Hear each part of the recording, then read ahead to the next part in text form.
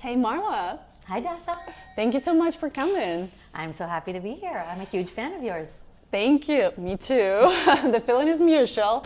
So, before we start, today we're going to talk about something that a lot of people think about, but we don't talk enough, which is money, right? We're going to talk about how to become rich, how to manage wealth, how to make sure that we're going in the right direction, whether we even have to be rich and whether we have to be obsessed with money or not. We're going to talk about money and women, money in our tech world, and also, of course, about AI and money.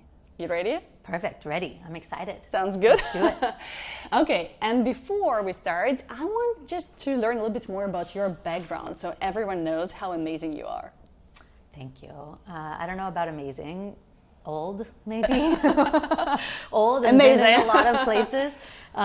So I have a strange background. Okay, surprise us. Yes. I actually originally wanted to be a diplomat, and I studied peace and conflict resolution, and I lived overseas. And then I had a very short career in nonprofit. And then I got my MBA and I went into banking. I became a private banker. I served high net worth individuals in South and Latin America. And I had this great job. I got to do everything that they needed done with money. We were a small private bank. I was a licensed financial advisor. I helped them with their investment decisions. I helped them with big family financial decisions, with their small businesses and their relationships with their vendors. And I learned a lot about how people with capital actually need different financial products to serve their lives, to serve their businesses, everything that they're doing in life. And then I got into a very different part of financial services. I moved to JPMorgan, and my clients became large investment managers. So these are like the big companies that actually manufacture products that get bundled into retirement plans or are mutual funds or ETFs. So I worked at JPMorgan starting in 2006. They moved me here to the Bay Area. I covered all the asset managers west of the Mississippi through the financial crisis. And then I took a job at BlackRock. And at BlackRock, I was responsible for our relationships with banks, index licensors, and data providers. And everything that we needed operationally to manufacture products and manage the strategic vendors that were really kind of operating on our behalf operationally. So I learned a lot about the industry and the guts, the sausage making. How do you actually build a product? And what I realized around 2015, about 10 years ago, was I know a lot about investment management, asset management, all the different asset classes, a lot about how different vehicles are manufactured. And I got so distant from why I got into the industry in the first place, which is to help people live better lives. I love that. And so I moved into fintech, very inspired by the wave of fintech that came to be during the 2008 financial crisis, which was all about make it easier, make financial services easier to access credit, easier to create an investment account, easier to get insurance. And so there was this whole host of fintechs that came up to do that. And I worked at a couple of them. I ran partnerships at 4 different fintechs. I also spent a couple of years at Microsoft. Oh, okay. Yeah, and I was focused on Microsoft on what can Microsoft bring to the financial industry to really help transform the industry to be more reactive to the demands of the market, to be more agile, to integrate AI at the level of infrastructure, platform, and application. And so how does the data flow through all of those different components of building tech? And I had a great job at Microsoft. I loved it. I then worked for a short bit at Carta until I became a founder 3 years ago. I recognized there's a huge gap in all of those jobs that I just outlined. And that gap was we as an industry are great at selling products, creating and selling products. What the industry wants is solutions, very deeply personalized. Help me make a better financial choice for my future. We're not really structured for that. In fact, we don't even know our customers and prospects enough to have that conversation. In order to solution, I need to know the problem. Yeah. And so there was a data gap. And so that's what led me to become the founder of Nomi, to fill the data gap. This is amazing. What a wonderful career, and it was definitely so corporate, and then you're a founder now. Yes. That is amazing. And obviously, like, you have a lot of experience in that, and I want to ask you the simplest question I can is like, how to become rich? How to become rich? So I think that it's important to define terms here. So what does rich mean? Exactly. And what are the benchmarks you're using to actually assess your own richness? And do you want to use the word rich, or do you want to use wealth? Are you just looking for a number?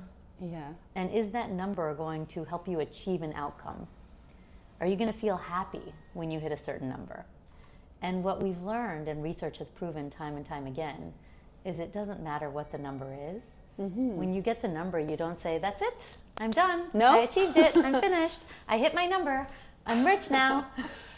That's not how it works. And so rich is not a number. And if you want to think about wealth, and I think people like to use the term wealth because it's a bit more of a holistic term. Rich to me kind of implies an amount of money. And wealth is more, am I experiencing a wealthy, fulfilled life? And does that give me certain options or choices? And so you really have to start by understanding, what does that even mean to me? So does it mean I want to have a career optional life?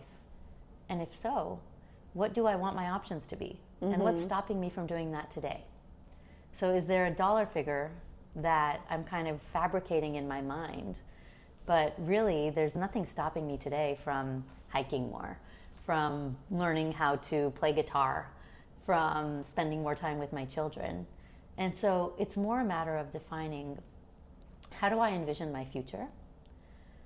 There's a really powerful exercise that we've built into the Nomi platform, and that actually was part of my founder journey. I think I shared it on the panel that we did, which is, if you were going to envision call it a 75-year-old you sitting next to you, and they were looking at you right now, how would they define rich?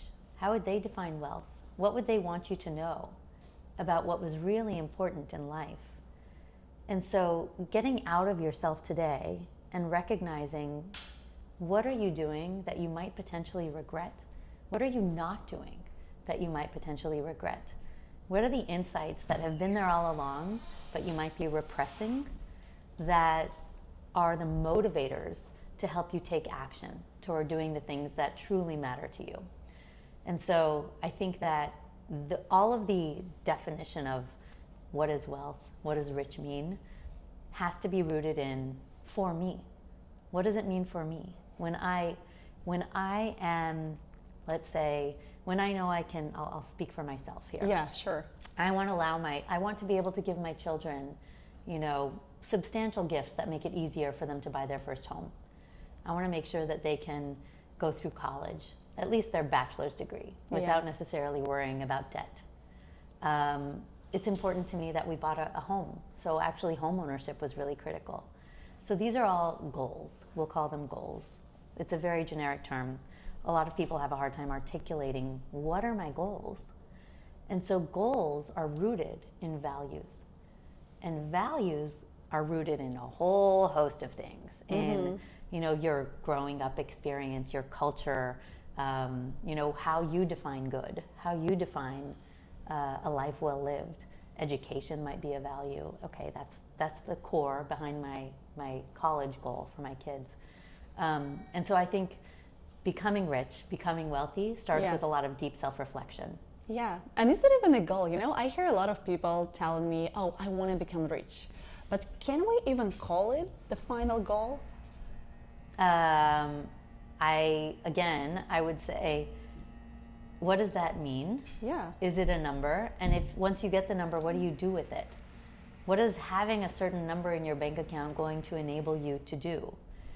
I speak often to family offices, and the reason that they're interested in our technology is that they share, we have loads of wealthy clients. Yeah. They have private jets, they have yachts, they can do whatever they choose, and they're miserable.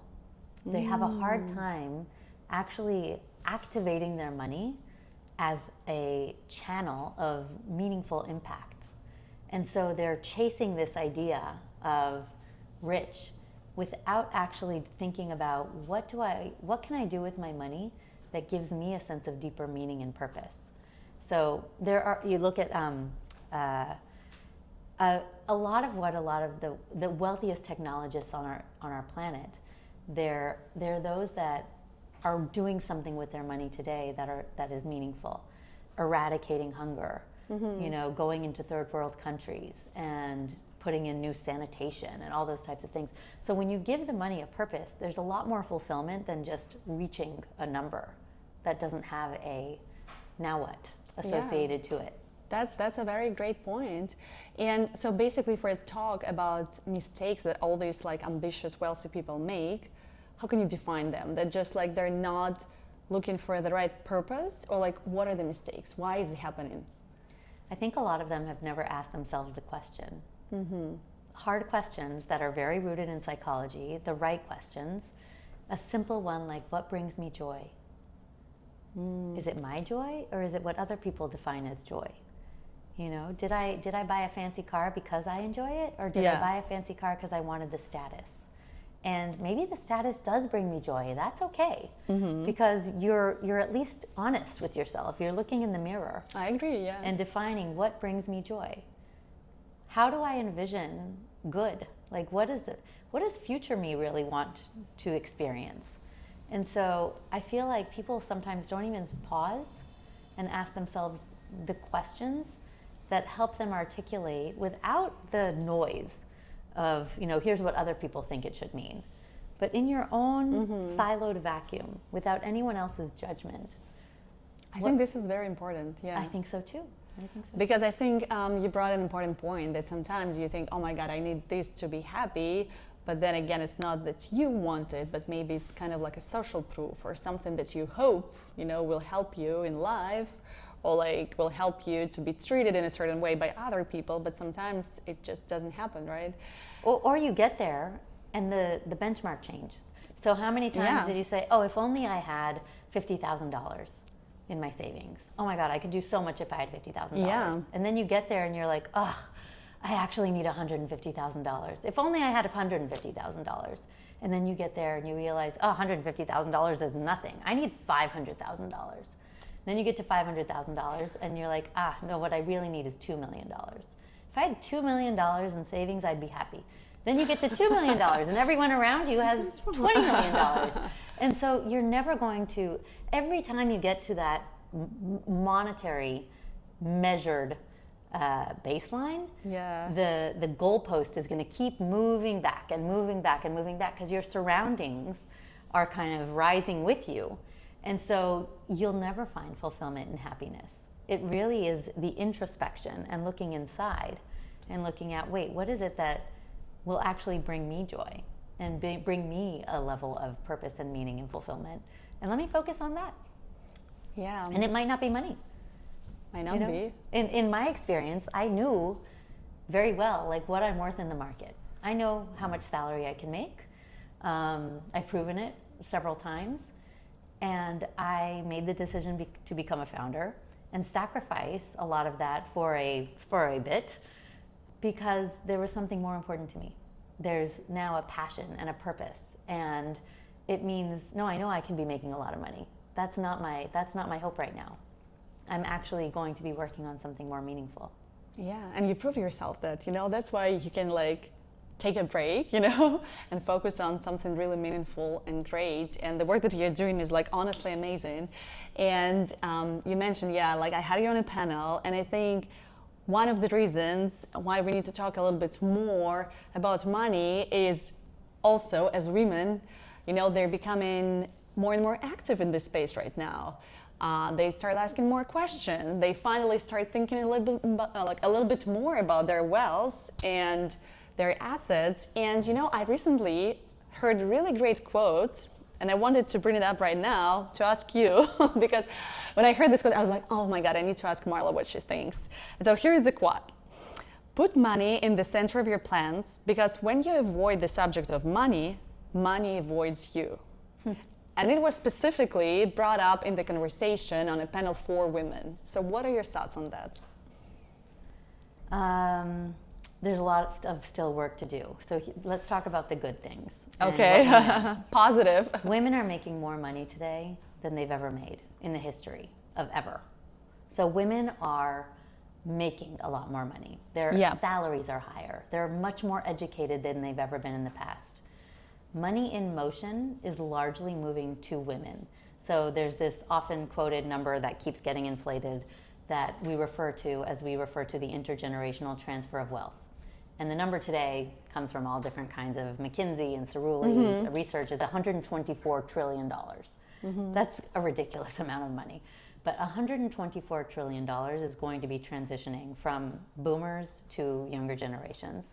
And a lot of that will be going into the hands of women. Women are the most attractive target to wealth managers right now because women have more money than they've ever had.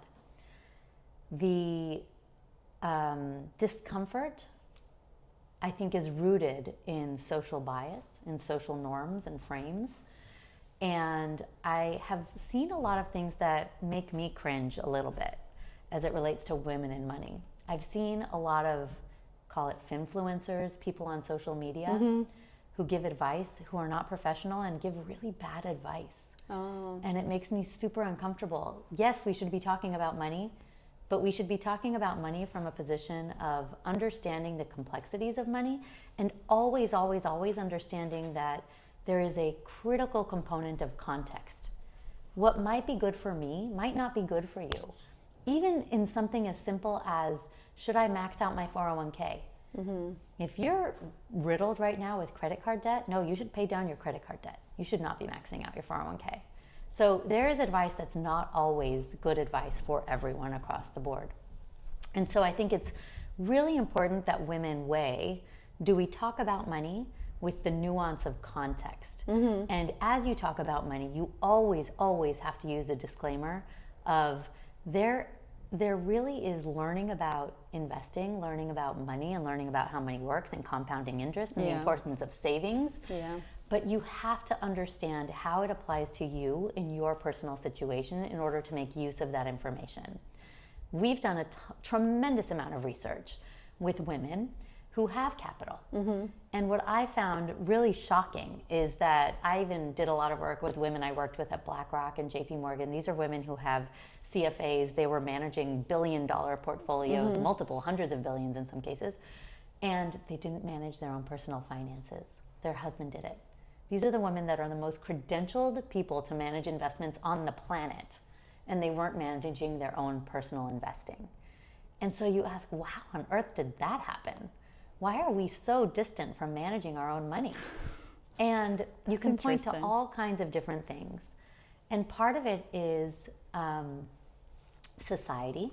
I've spoken to so many women that say, I went in to talk to a banker or a financial advisor. They didn't even address me. They didn't even look at me. They only looked at my husband. They didn't even ask me questions. And when they did, they kind of, discounted or ignored what I was saying. So at some point, I think we give up. We say, I've tried, I've battled, I don't want to be made to feel like that. I don't want to be condescended to. And so we shut ourselves out and don't speak about it anymore.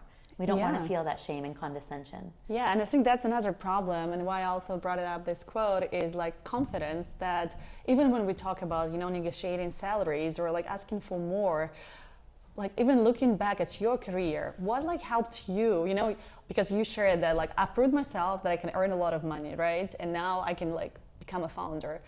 But how do you get this confidence? How do you get confidence enough to actually, ask for more at your work, I don't know, for your services and so on, as a woman? So first off, talking about it is really important.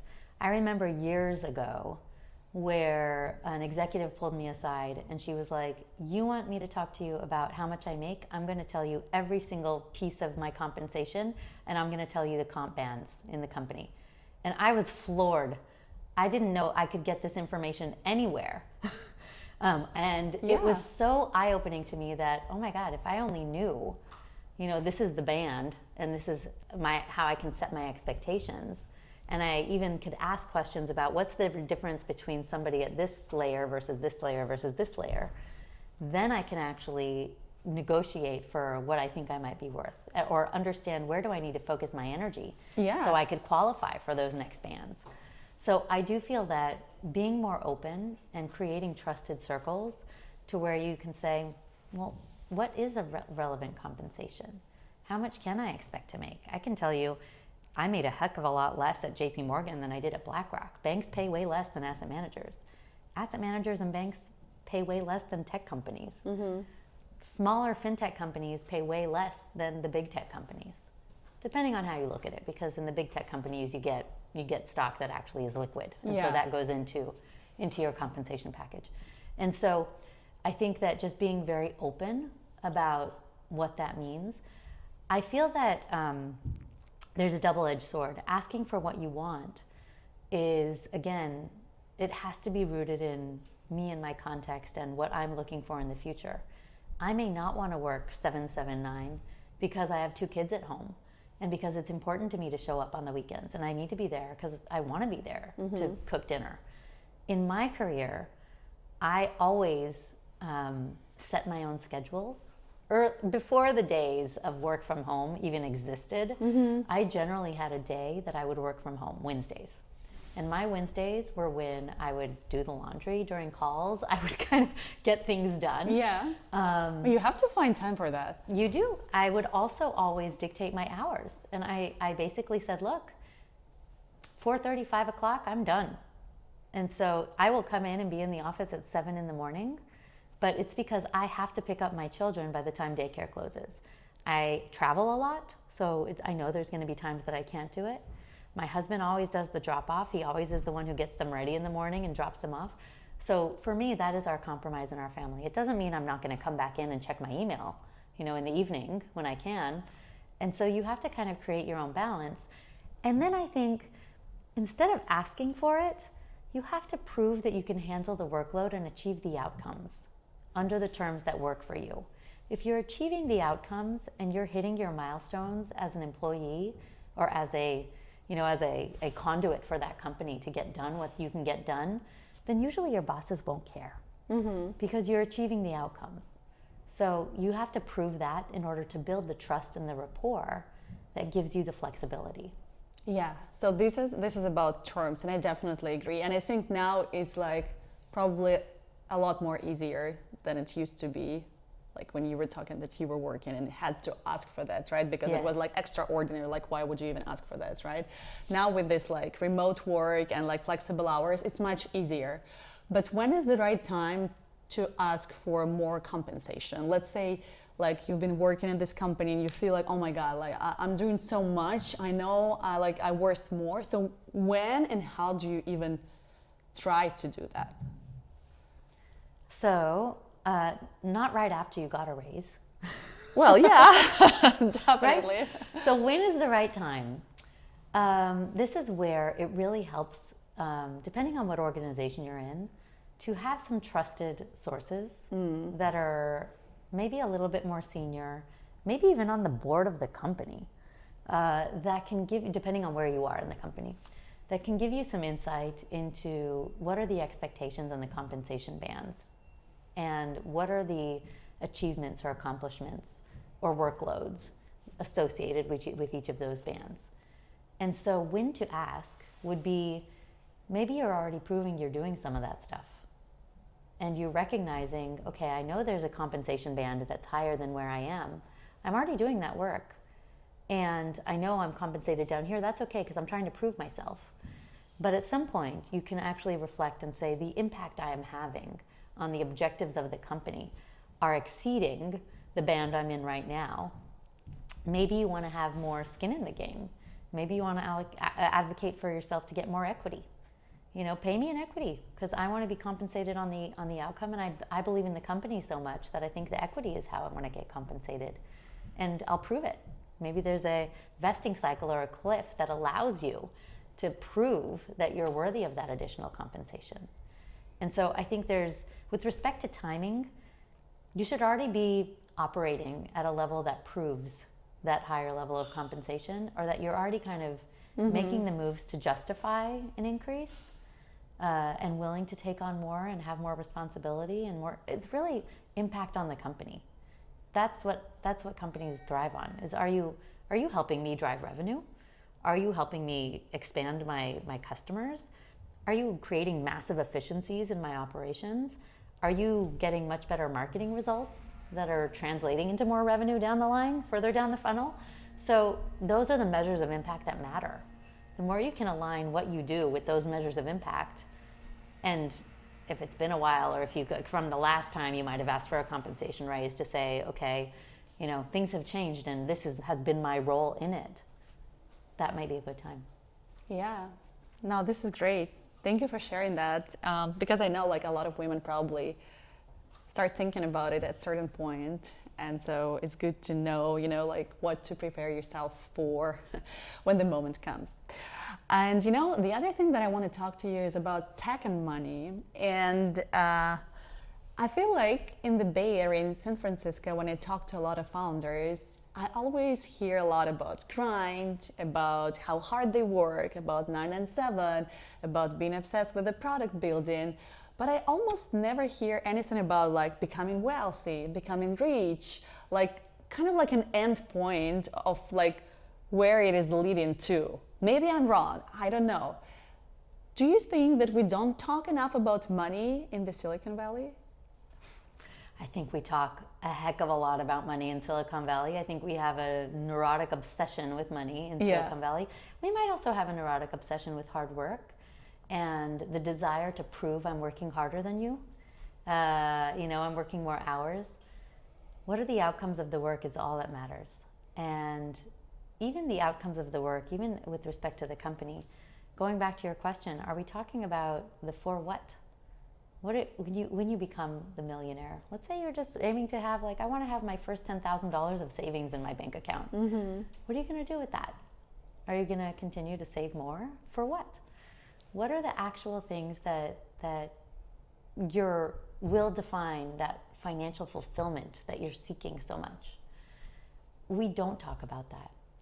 And what we're building into wealth management and broader financial services. When you think about which financial services have been the most meaningful in your life, mm-hmm. it's because they helped you make better financial choices that helped you live a better life. Who was the financial provider who, somehow indicated to you, what, you've got enough capital to buy a house and put down a down payment and transition from renting to owning a mortgage? And that is part of wealth accumulation. And that made me really important. So when you think about finding wealth and talking about money, it really needs to hook into why. If I'm somebody who wants to be a nomad and go from here to there or whatever, maybe home ownership is not right for me. It's it's a weight. Yeah. It's something I need to maintain and manage. So the context, I'm going to keep coming back to context. Context. This is the key word of the conversation today. It is the only thing that matters. When you talk about money is a tool. That's it. I always say this, and we have it also embedded in our app. Money is just a tool, just like tech is just a tool. Mm-hmm. Money and tech are tools to achieve a greater outcome. If you are not giving money a rubric of accountability, a framework for what it's aiming for, you're not coding it, you're not giving it the right prompts, to use AI language. Yeah, I love this comparison. And you're not actually telling it what is the outcome I'm looking for you to deliver, what does good look like, then you're kind of allowing money to go run havoc on its own. It's doing its own thing. Other people are going to jump in and navigate your money. They're going to tell you what good looks like. So how do you reclaim the reins on your own money and have agency and accountability to use money in the way that is going to be most impactful and meaningful to you in your life? That requires some work on yourself to really define, what does that mean for me?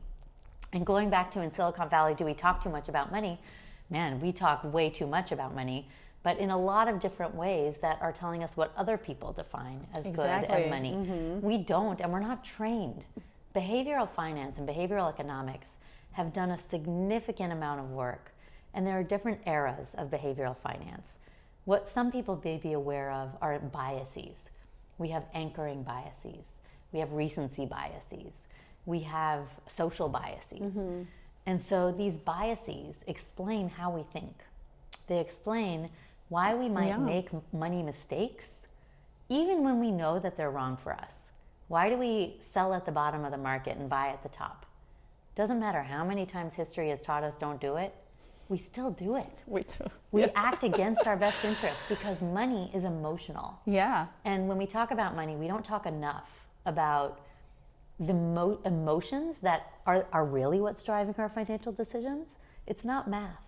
It's, if someone puts in front of you, this is best for you, you might not do it because there's an emotion that is driving your decision. And so when you actually identify that, and this is the conversation we should be having in Silicon Valley about money, is, okay, great, so you're gonna make $1 billion. What are you gonna do then? Like, what are awesome. Like, you have $1 billion. Good for you. Exactly. So you have, Mark Zuckerberg just bought his $181 million house. Yeah. That's so cool. You have a $181 million house. Cool. What is it that he's most proud of? The goal of life is not to have the most expensive casket. Definitely not. You're not going to be there to enjoy the fruits of your casket. There's a great book called Die with Zero that really pushes people. It's an ex-hedge fund manager that wrote it. And the entire premise was, I learned a lot in it as well. One of the things I learned is that the average age of inheritance is 60. It's a very sharp bell curve. Most people receive their parents' inheritance at 60. By the time you're 60, you've probably already bought a house. You've probably already sent your kids through college. You probably already have your own savings. That's not when you need the money. You need the money when you go to college, when you buy a house, and when you send your kids to college. And maybe, when you want to help your kids. So what if instead of waiting till you're dead, you actually start with wealth transfer throughout your life to see the impact in line with your values as you're living? I talk to wealth managers all day long, and a lot of them tell me, my client has been saving so much their entire lives. There's no way they can spend all this money. What I need to teach them is how to now be in decumulation phase. How do I actually encourage them to give and to experience the joy and the impact of their money? And that's a very hard transition for a lot of people to make. Yeah. No, and I love what you shared also about the Silicon Valley and how we always compare ourselves with someone right here, especially here in the tech bubble. You always have someone who has more money, who is more successful, who, raised much more than you did in your round, And it also puts a lot of pressure on you. So at some point you wake up and you think, oh my God, am I not good enough? What's wrong with me? Why they have more? And I think you had a very good quote. It's something like, confidence comes from knowing what you want, not chasing what others have. And you keep repeating it throughout our conversation. So how do you come down? How do you come down, and how do you actually try to focus on your values? If they're a practical tip, you obviously shared this exercise when you're talking to your in 70 years old. Is there anything else? Because the speed of life is so crazy right now. People expand their companies, grow and scale so much, and especially oh my God, I don't even want to be a founder because it's so hard looking at all other companies that grow like crazy. How to stop comparing yourself with everyone? That's a big question, right? Yeah, That would just create so much life satisfaction Briefly. in so many ways. If we could only do that. I think the happiest people don't compare themselves. I think the happiest You always know all the right answers. The happiest people recognize that it's not the benchmark that is going to create my own self-perceived satisfaction. And it's so I turned 40 a couple years ago, and more than a couple. And I looked back at myself and I thought, I can't complain. I'm in a good spot. Oops. Sorry about that. It's No only worries. my children who when it rings. Sorry, no, I can just turn it off. Sorry about that. It only rings when it's my kids, and my daughter's in Barcelona on a semester abroad. Oh, that is so amazing. It happened another time today when I was on the podcast, and she called me, and I was like, why now? That's totally fine. Apologies. Okay, but to get back to your question, and hopefully we edit all that other part out, so we'll get back to it. And the human nature is to compare. Yeah. We need to recognize this is an inherent quality in us. We love to benchmark ourselves against someone else to know where are we in the status hierarchy, because we like to think we're in a really good spot. A lot of times we're overconfident in our own status hierarchy, and we think we're smarter, we think we're prettier, we think that is very much human nature. It's proven in psychology. Yeah. There is this ego component that is natural for every human being.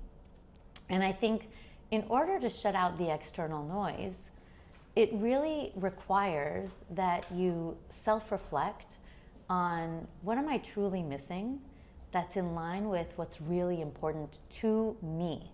If it's important to somebody else, for instance, I shared with you, Dasha, before we came, I kind of dinged up my car. Yeah. And cars are something that have never been really critical to me.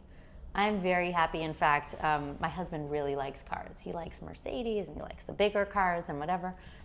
At some point a couple years ago, I was like, all I want is a Prius. I just want a Prius. I just want a car that's going to last me forever. Yeah. I really don't care. Yeah. How it looks. But and so years and years ago, I bought a Prius, and it was my favorite car ever. I loved it. It was like after having driven like BMWs and Lexus and whatever, and I was like, no, I just really want this. And so really recognizing that it wasn't important to me. There's other things that are important to me. It's really important for me right now to be able to say, I had the luxury of making the choice to launch a startup. 100%. To me, that was really, really critically important. I'm sacrificing, but I also earned enough in my earlier career that allowed me this luxury. If I was, just coming out and kind of new in my career, it would be a very, very different risk because I wouldn't have that cushion of savings to live from. And a lot of people, you have your parents, you might have other cushions from other places. So what is the actual thing that you're looking for, and how are you able to afford those things in the vacuum of your own values and what matters to you is really critical. And so without casting any judgment on comparing yourselves to others and what matters, we are going to do that always naturally. But that's okay, right? Okay, that's okay. Coming inside and recognizing, look, style is important to me. I'm gonna not. It's not to me. I don't have the best style, but like style is important to some people, and they pour a tremendous amount of time and energy and money into staying up with the best and latest styles. That's a huge part of their identity. So there is a huge overlap between recognizing the components of your own identity and building the confidence in, no, these are really important to me, and this is what I'm going to focus my time and that's on. okay, right? That's and okay to be focused stuff on something that you really want to be focused on. For sure. This is great, yeah. And also talking about like financial confidence and all these things, can you give me 3 financial habits that you need to learn as early as possible? Yes. So I think it's very important to understand the value of money. And in order to understand the value of money, these are the things you can do with children as young as 3-4 years old. If you do this, I will pay you $1. Yeah. Okay, maybe $1 is too little because they can't buy anything for $1. Yeah, but if you kind of help me clear the dishes from the table, you'll get $5. And then you take them shopping and you say, okay, you have $5 to spend on whatever you want. And so really at an early age, helping children understand the value of money and recognizing, hey, I did something, I earned the money, and that enables me to spend the money I earned. And so you can build that in very early. So a good way to also learn the value of money is to get a job in high school, or encourage your kids, no matter how much money you have and whether they need to get a job or not, encourage them to get a job in high school. Like, working in high school lays the foundation for an entire life of recognizing the value of money and hard work. Because those jobs you get in high school are not always the funnest jobs. You really recognize the value of hard work. So that's one. Two is understand the importance, obviously, of compounding interest. The more you put into your savings and the more you activate that money, the better off you are. I have some good friends in another women's community that they're holding she exposed to me almost in tears that she has an outrageous amount of money sitting in a checking account, making nothing. And I said to her, what do you need to hear to find confidence to move it into an interest-bearing account that still, with your risk is still nothing. Move it into a savings account, move it into a money market account. If you're willing to take a bit more risk and have a longer time horizon, put it into a well-diversified investment account. So recognize the importance of moving your money into a vehicle that will make money. Your money makes money. And so making those changes as early as you possibly can, so that you're not holding that much cash in a checking account, but you're holding it in accounts that allocate or that compound and make money on themselves. And three, I would say, don't inhibit yourself from making the right financial decision because of fear or shame around financial literacy. You can always learn something, and it's okay to make money mistakes. Everyone on this planet, even the best educated, most financially literate, everyone makes money mistakes. Everyone. And I think recognizing that your money mistake should not be shame that you hold on to the rest of your life. You learn from it. And frankly, that's often the best learning. When you make a mistake, that's when you don't do it again. And hopefully. you can teach your friends, hey, I made this really big mistake. And now I don't do it again. And so I think shame and the unwillingness to talk about money sometimes hold us back from making good decisions. What is the most popular widespread mistake that you see people make with money? Credit card debt. Credit card debt is a little bit of a plague on our country. Just bad debt generally, debt that has a very high interest rate associated to it. You mean when you not pay for it? Not when you use your credit card and then you pay using your credit card and paying it off, you're not in debt. Like you're not kind of accumulating debt in that mode.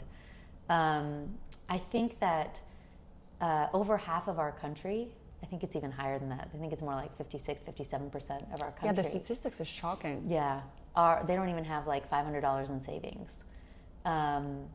Any one emergency can bankrupt them.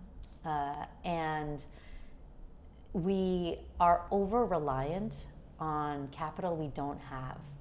And so there is a discipline in order to recognize the power and the importance of different financial vehicles to help you live the life you want to live. Nobody wants to be in credit card debt. But we get into credit card debt because we spend more than we have. And we don't know how to balance between needs, wants, and wishes, needs, wants, dreams. There's a lot of different frameworks you can use. And we're not always the best at prioritizing. And we're not always the best at saying no to ourselves or to other people who want to use your capital. And so I think that's certainly one very important thing. Yeah. And probably the final question that I want to bring up today is, of course, AI, and how AI is going to change the way how we manage money and manage wealth. And is there still place for human advisors there? Oh, I love this question. So, as I'm sure everyone listening knows, AI runs on fuel. The fuel is data. And anything that is rules-based will be really improved, and efficiency will be created through AI, where there are rules. And so that is, even AI aside, when you think about the job of allocating an investment portfolio, let me pick the right investments. Based off of what? Well, based off of my age, based off of where I live, based off of my attitudes about risk. how good are those attitudes? Okay, we can get back. That's a whole other can of worms. How good is that measure? So AI is going to do a lot to create efficiencies. Tax, excellent example of where AI is going to do an amazing job. Anything related to tax optimization, estate planning, my IRS like records being pulled into AI to help me make better choices and decisions to optimize for tax, AI will play a huge role there.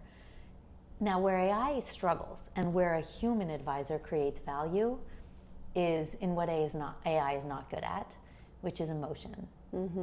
Those that are not rules-based, those that are very deeply rooted and grounded, and everyone is slightly different. And financial decisions are not just rooted on optimizing the best amount of money. It's optimizing for help me live a better life and help me have the better connections and relationships and impact and meaning in life. Well, what Nomi is doing and where we come into that is we do structure some of that data. What are your values? What are your goals? What does good look like? When we have that data, we can feed AI, and AI can come back with, now that you've said, here's how you envision your future, and these are your values, and this is what brings you joy, I can actually help you articulate your goals. Because articulating your goals is really hard for a lot of people. Most people don't know how to articulate their goals. Or they say, my goal is just I want to be rich, going back to your prior questions. And so AI can actually say, for what? What are your actual goals that are going to be meaningful and impactful in your life? So using that data, we can actually frame the AI, and we can build tighter, more effective, more meaningful and productive conversations with wealth managers, when wealth managers help us with the emotional decisions that we want to be making to optimize our life. It's not about, I want to be richest and beat the markets. It is always about, I want to live the best life I absolutely can. Well, what does that mean? There's a lot of things that an advisor can help you work through. And there are ways that you can use different tools to help identify that, but human advisors will always have a role. I think just like lawyers will always have a role, because or doctors, when the bar of trust is extremely high, what you want is a connection with somebody who you can build rapport with, who says, Dasha, you're okay. How do I know you're okay? Well, let me explain. I know you're okay because you told me what okay looks like, and I know that we're doing all the right things that are on track to your version of okay. And so you want that trust from somebody who can tell you that. That's the job of a wealth manager, to tell you, Dasha, you're okay. Yeah, I call it like AI powered but human led, so a mix of using AI for efficiency and productive things, but also at the same time, like, I guess humans are there to stay, because there are so many things that unfortunately or fortunately I cannot replace them with, especially trust, emotions, and so on. And I have 5 rapid fire questions for you. Basically, they're all about what we've already mentioned, but your task is to respond like very shortly. It can be like just 1 sentence or so. Okay. Ready? Ready. Money buys happiness? Money buys comfort. Proven in lots of research that there is a plateau as it relates to happiness. Should everyone try to get rich? I think everyone should define rich. What's one thing rich people do differently? Smile more. In their own definition of rich. Is it true?